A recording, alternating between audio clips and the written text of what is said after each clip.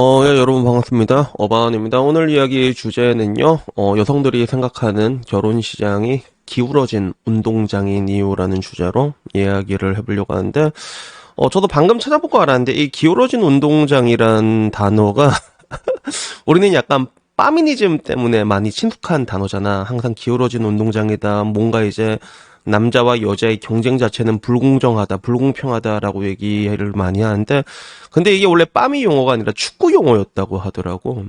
그래서 옛날에 FC 바르셀로나가 걔 무쌍 찍을 때 선수들이 못 이기니까 야 이거 운동장이 좀 기울어져 있는 거 아니냐 그 얘기가 그 얘기가 맨 처음에 나왔다가 그 얘기가 나중에 시간이 지나면서 그쪽으로 쓰이게 된 건데, 근데 이 이야기가 조금 재밌어. 그래서 여성들이 생각하는 결혼 시장에서 남자와 여자가 기울어진 운동장이라고 생각하는 이유가 짤막하게 올라왔는데 이게 재밌어가지고 영상을 이렇게 찍게 됐습니다. 역시나 블라인드 3세력이지. 공무원, 간호사.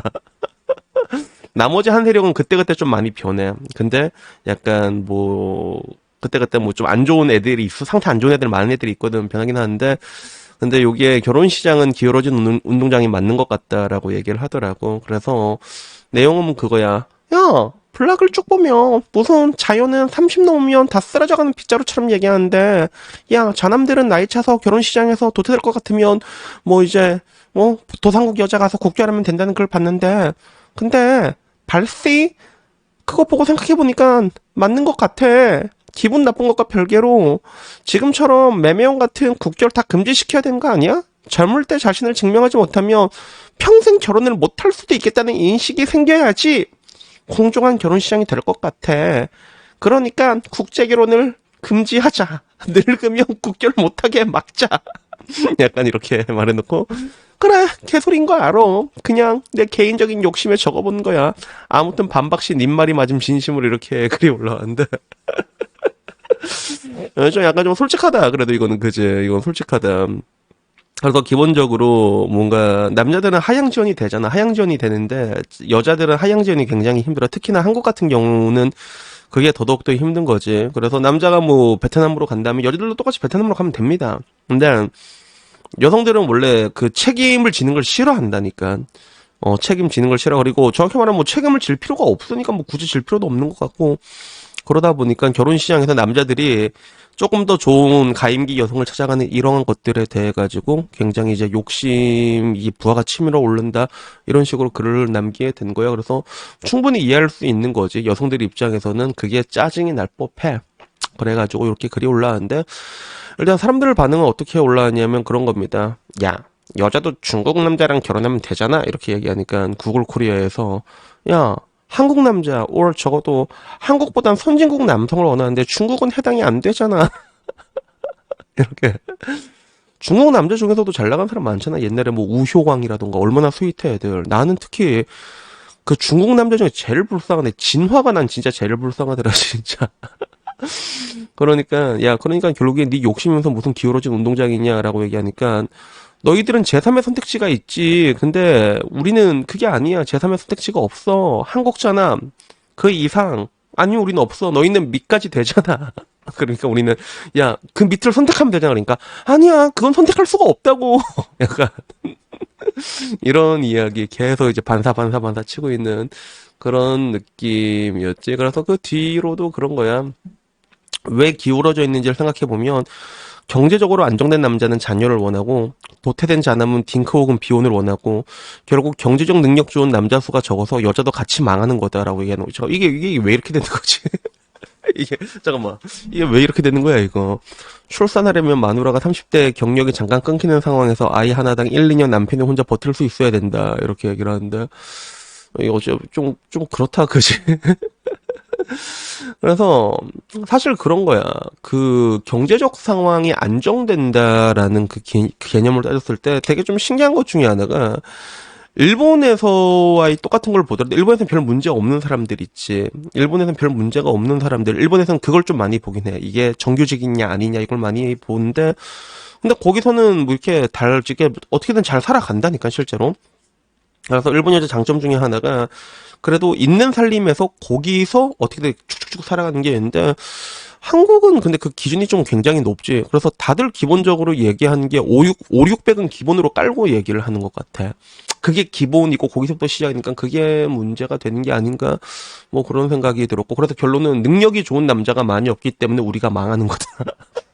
결론은 그거야. 능력이 좋은 남자가 많이 없기 때문에 너희들이 돈을 못 벌었기 때문에 항상 다 이게 이쪽으로 가게 되는 것 같아. 다 너희들이 전부 다 한남들이 잘못한 거야, 그지? 그래서 그 뒤도 그런 거야. 매매오는 50대 넘은 아저씨들이나 하는 거다.